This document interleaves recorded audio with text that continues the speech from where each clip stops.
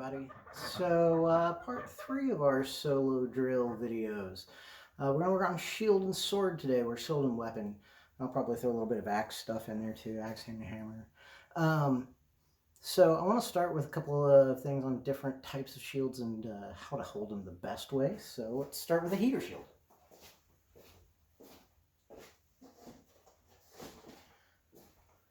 So I've got Captain Anton's good old heater shield here. This is a pretty historic style mounting. It's got a gauge strap, I think that's how it's pronounced. Gauge or gauge. An arm buckle and a handle. So these can be worn a couple of different ways. One way, they're that sling over your shoulder, and then you just hold it by the handle. Right? Should be able to come out right about to arm's length and put just the tiniest bit of tension on it. So now I'm not even holding it with my fingers, just with kind of the webbing of my hand here. I can bring it around pretty good. Close it up to change the angle on it. The other method is the good old standard arm through the thing. Either way, whatever works most comfortable. When I carry this on occasion, or something like this, I like the shoulder sling because I can use my primary weapon, my bow, and if somebody comes after me, it's right there. This evolved from a equestrian rig, or if you are using your poleaxe, or your halberd, or your lance. Big two-handed weapon, you can use that, and when it's broken or lost, immediately transition to your sword and shield. So, because most people don't have that nifty strap, I'm going to go ahead and show you more with the arm buckle. So, there is a very common tendency among shield users to tuck in and use it as a piece of armor, right? I'm covering my body, you can't hit me. Well, it's not exactly true. I can hit you a whole lot of places. You see here, you can see my arm, you can see my legs. Depending on the angle, you can see my shoulder. You know. So, what you want to do, hold it out further. Now, you see a whole lot less of me, right? This is how I'm holding it. Out away from my body, angled just a bit. Right? A little bit lower. Blocks the upper half of my legs, all of my body. Even my sword arm is mostly covered behind that, right? That's what this is called, the cone of defense. The closer the shield gets to me, the less it covers. Farther from me, the more it covers, right? So, let me get a sword. Using the short sword because I got short ceilings in the attic, in the basement, so I don't want to hit anything. So, shield drills. Starting with the heater shield, because it's probably going to be the most common style for you guys. Again, keep it out. You remember our basic cuts that we went through in the first video, right? So, you got that. First, the high cuts. You're cutting around your shield now.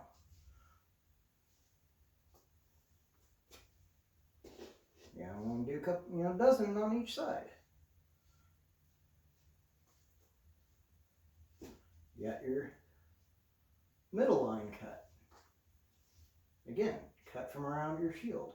You do it supinated, pronated. Get a little, if you're fighting another shieldsman, you can throw a pronated cut, try to cut around their shield.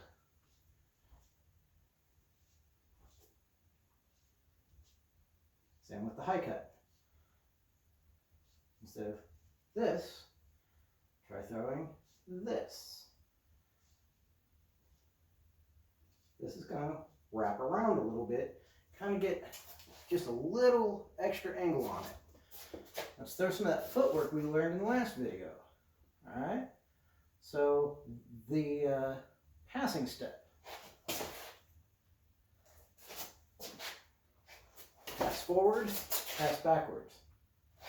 Pass forward, pass backward. Brings you in for the strike, and immediately recover away. Gets you in to cut, and away from their weapon. In to cut, away from their weapon. And do that low cut.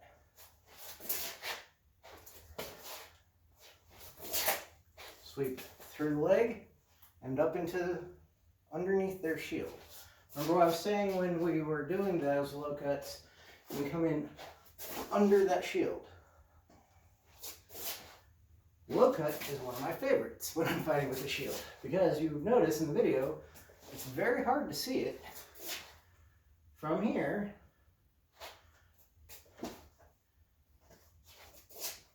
It just kind of comes out from under the shield.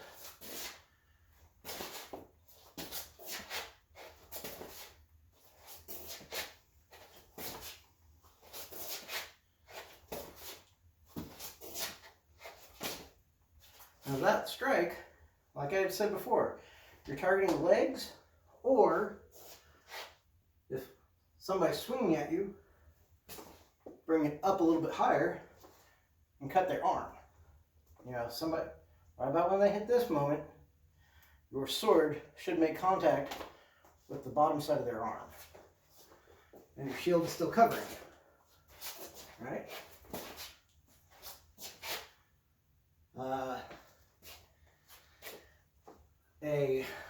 Another one, a little more advanced.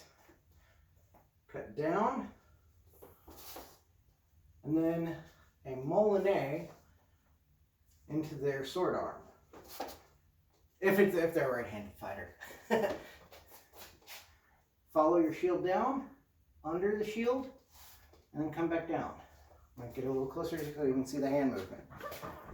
Down, under the shield, up alongside, down with the false edge of the blade.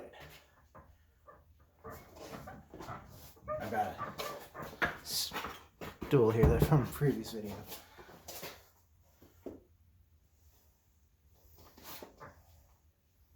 That's 1, 2 from your flurry.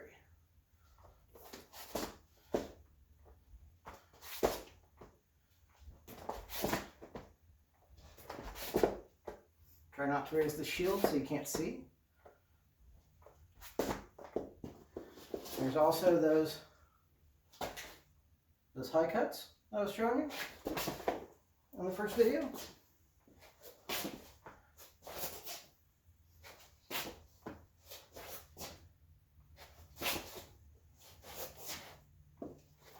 Throw those in with the footwork like I was. Step forward and back. Forward, back.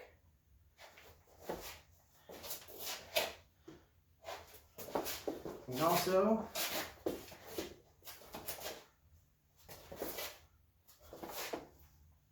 with your advances and retreats.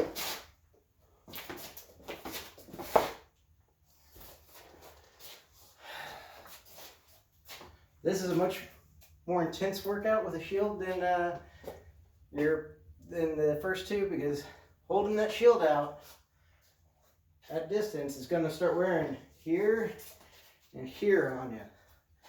Do it as much as you can, build up that endurance, right? So you'll notice it covers a lot. You don't need to move your arm a whole lot, but you will. Remember, you're going to be fighting in the oblique. So the guy in front of you, you know what he's doing. You can block it with your sword usually, right? Guy over here, next to him, he's trying to stab you where your shield doesn't cover. So you're going to be rotating. Guarding down a little bit, guarding over, guarding down a little bit, guarding over, guarding down a little bit, guarding over. Go through those motions. Don't waste time protecting your sword side with your shield. That's a That's a bad twist to get into. It's going to over torque your body. It's going to hurt your shoulder. It can hurt your in the back. Use your shield, your sword arm, to defend on your sword side. Right? You got a 2, 3, 4 foot length of whatever you're using on that side. Use it. Right? Shield protects the front and your shield side.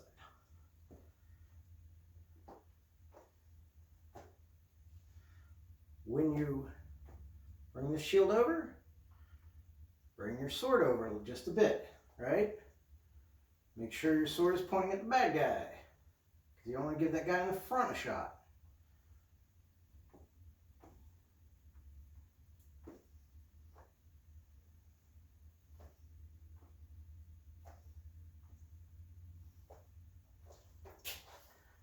Now, one of the big things I see, we talked a bit before in the first video about I don't cut low like this, right?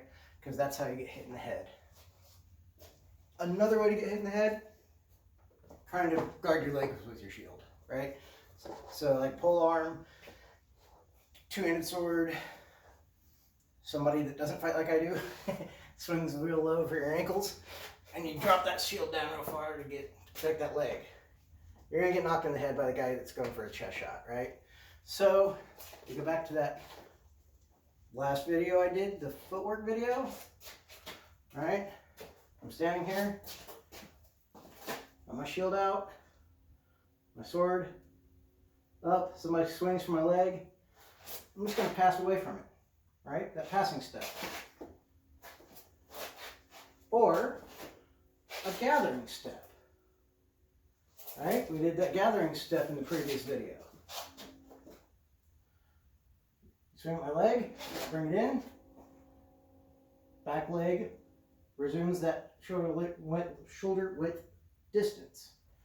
And then I can just advance right back, pass back in, advance back in, or gather step back in. Don't risk your head. It's not worth it. Don't let your body duck down. Unless you're dodging an arrow, don't duck down. And I promise I will do my absolute level best to make sure that you don't have to duck an arrow. So, let's work with that, right?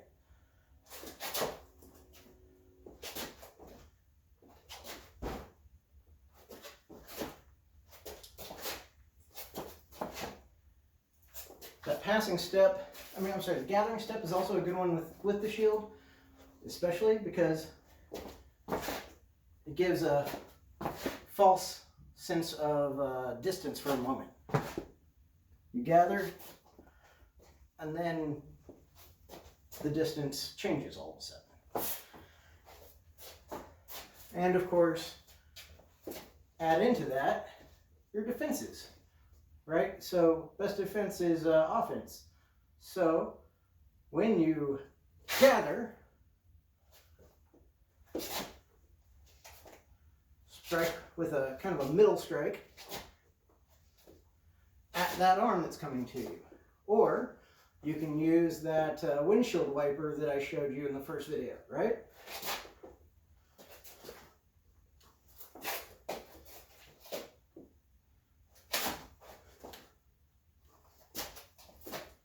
So cut down to their arm, cut down to their arm as you gather, and as you go back to shoulder width, cut up to their shoulder. There's your two cuts out of your flurry already. Guarantee at least one of them's gonna land. Let's see here, Let's move on to a different kind of shield, shall we?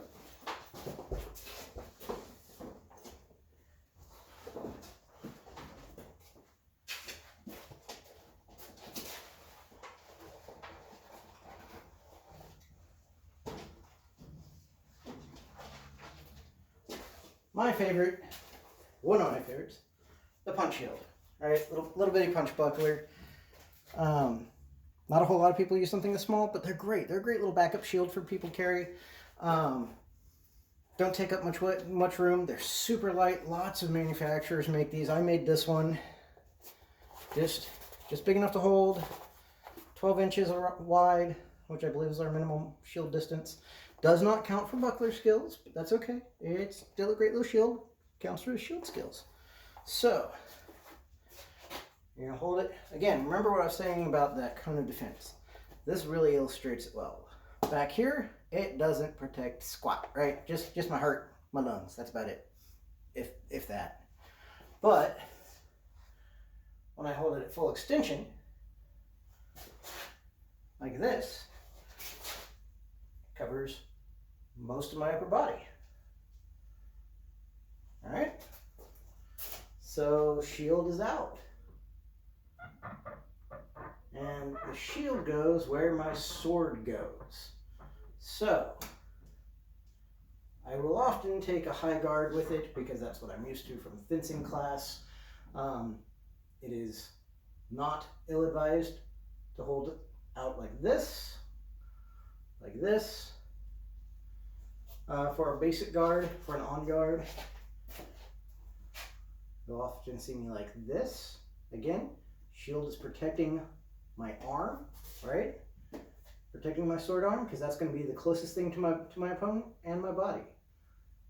You see, I've been forward just a little bit, still using that good shoulder width spacing. We like to call this the long point guard. So, because holding it out at length, pointed at the bad guy, right? So from here, you can do those high cuts that we talked about. Again, just cut around your shield. You can do side cuts, those middle cuts. You can do them from both directions easily. You can do your low cuts. And my shield protects my arm the whole time. A few nifty things. So that Molinet that I was showing with the heater shield, I can do it even easier with this little guy, right?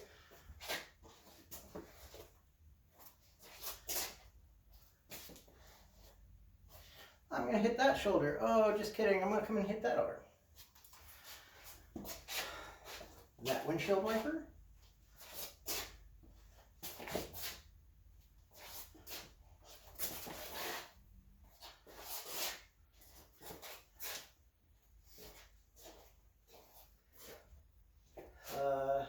Pretty much the same sword work, just a little smaller thing in front of you. Very rarely will you see me taking it and walking out to the side. If I do, it's going to be with the sword, reinforcing it, because it's a small little guy, right? Doesn't take a whole lot of impact well, especially like somebody swinging a two-handed sword. I'm going to block it with my sword, and leave the shield facing the other person. Right?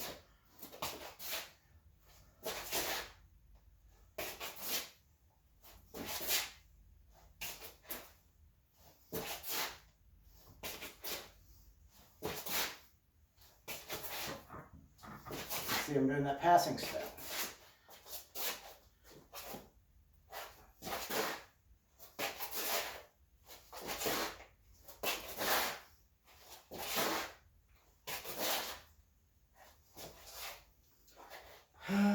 We'll go from that to center grip shield. I've got two center grip shields. I've got a heater style tower shield and a round shield. I'm going to go with the round shield. Methodology is about the same. This guy's a little extra big. It's what was in stock when I needed a new shield. So center grip Viking style. Again, pretty popular with all the major manufacturers. So, same basic principle as the heater, right? We're going to keep it at a bit of an angle, like that, laying up against your arm. If you can brace it up against your upper arm, all the better, right? You're not going to hold it like I do with the buckler, with that big old goofy round thing in front of me. A, you're going to get tired way faster. It's going to really, really tear you up that way. B, it's just not easy to fight around. It gives you too much. Even with a smaller round shield, it's just not the best idea. You're going to have it laying up against your shoulder. This gives you a lot of protection, right? Somebody's cutting from my shoulder. I just tuck it in a little bit. Now you can't get around me. From the inside. Let's go from that to that, right?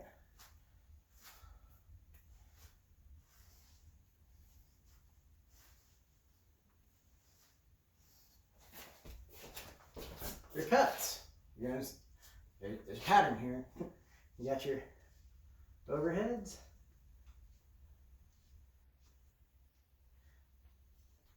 Your middle. Your low.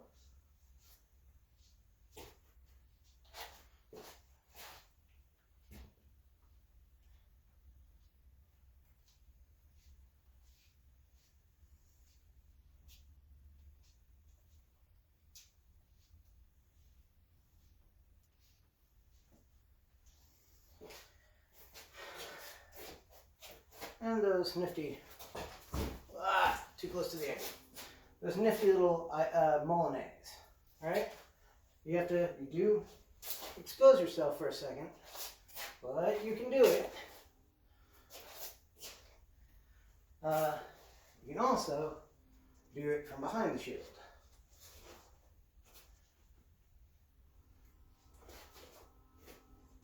I really like fighting with the round shield. Turn my body just a little bit more, like this.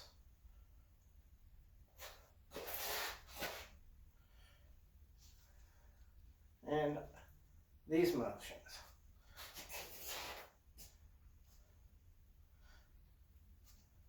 Wait for somebody to try and cut in around the shield, cut the arm, cut the arm, cut the arm, cut the arm. And then, of course, we have that, right? That is just half of this.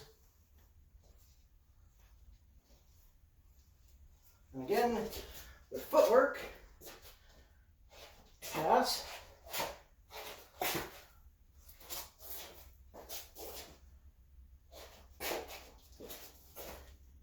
there's that flurry for you. So, one other cut that works great with all of them, I'm going to show it with the heater just because I think it's probably a little easier to understand if I'm carrying the heater. There's one that the Germans call the plunging cut. It's a nice little secret weapon that I like to use. I'm going to show you all because I love you all. So,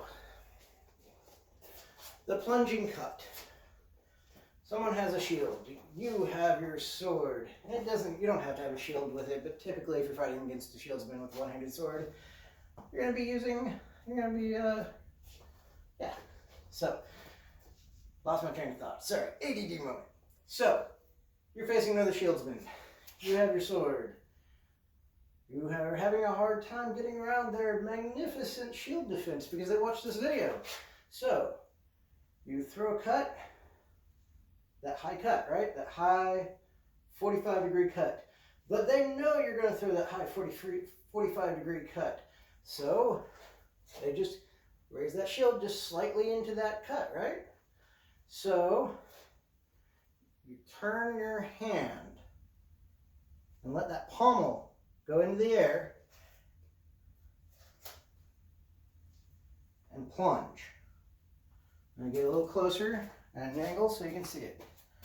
So I throw the cut right about here. They think they've got their defense. I raise my pommel, and now sword geometry is different. And I'm now plunging behind the shield edge. Alright? It's just enough to do a little wrist flick, and then in.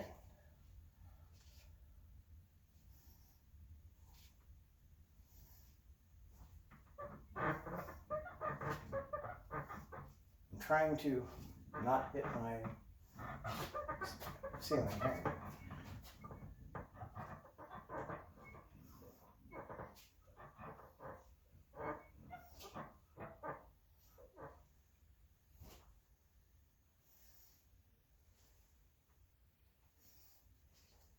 Now, the important part is you are doing it at an angle, right? And once you're here, flick. This keeps you hitting this part of the body and not this part of the body. If your timing is wrong, if you're doing it from a high cut, you're gonna snap that over and hit them in the face. So from a straight, comes in like this, rotates, and then you're not doing this. You're not flopping it over. You are twisting your hand. So you see my sword stays on that same plane of travel. Right? My tip maintains the same arc that it was taking before.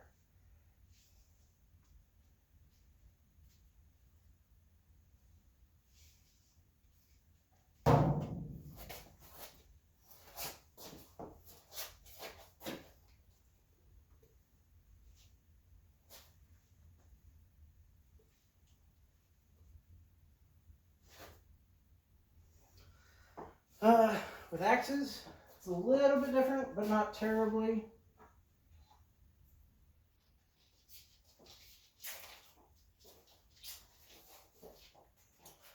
Biggest difference is with an axe, you have this nice little protrudy bit. So it's a little easier to get around a shield. But also remember, you are extending further than your handle, so take that into account when you're pulling your shots. All right? So we're going to have the same basic attacks.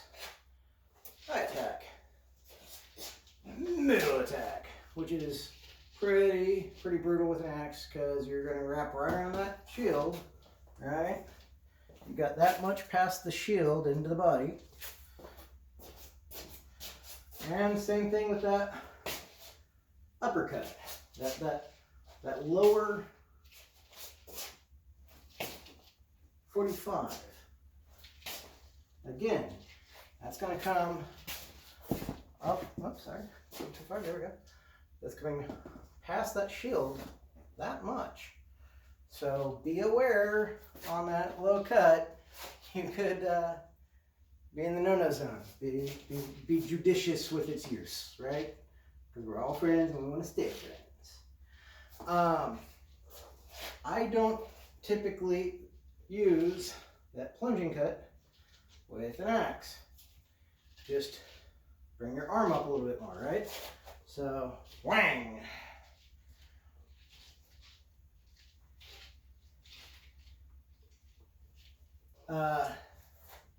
With the windshield wiper,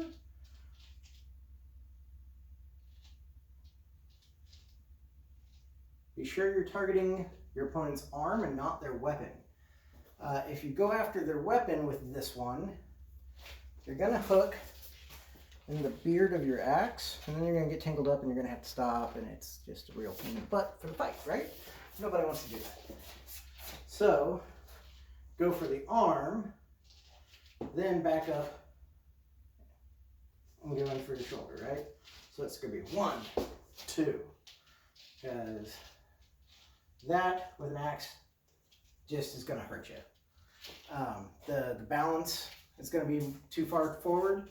You're going to hurt your arm trying to recover that. So let the bounce of the foam bounce.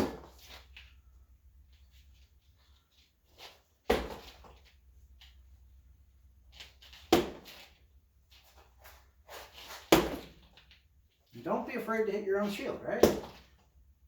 Use the bounce. Makes it easier to change direction.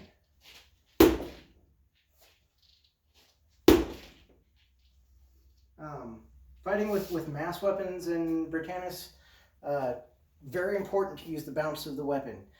Don't try and drastically change the direction of a mass weapon with just your body let it flow or bounce, right? So for a flurry with an axe, you're going to come 1, 2, right? Let the mass carry it through. Now if you hit, bring it back around to the top, right? But we're not going to just 1, 2. If we miss, we're not going to cut to the center with a mouse weapon, an axe or a hammer or a mace. It's gonna want to carry. Let it carry, right?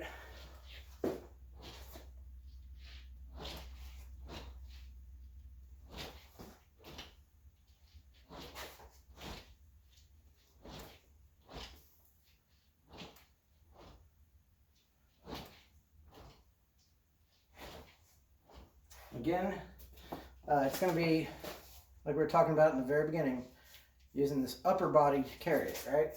So without the shield, you can see it a little bit better.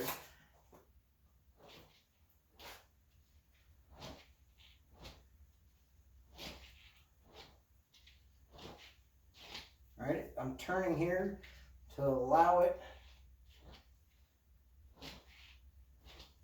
to just continue and move on its own.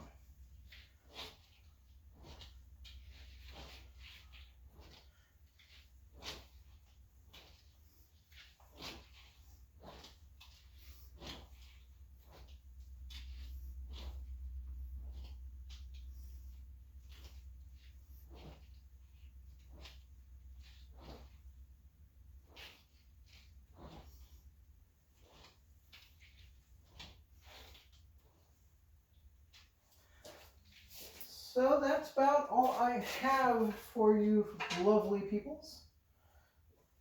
Hope you enjoyed it. I'll probably do a longsword video next. After that, maybe some dagger work. We'll see.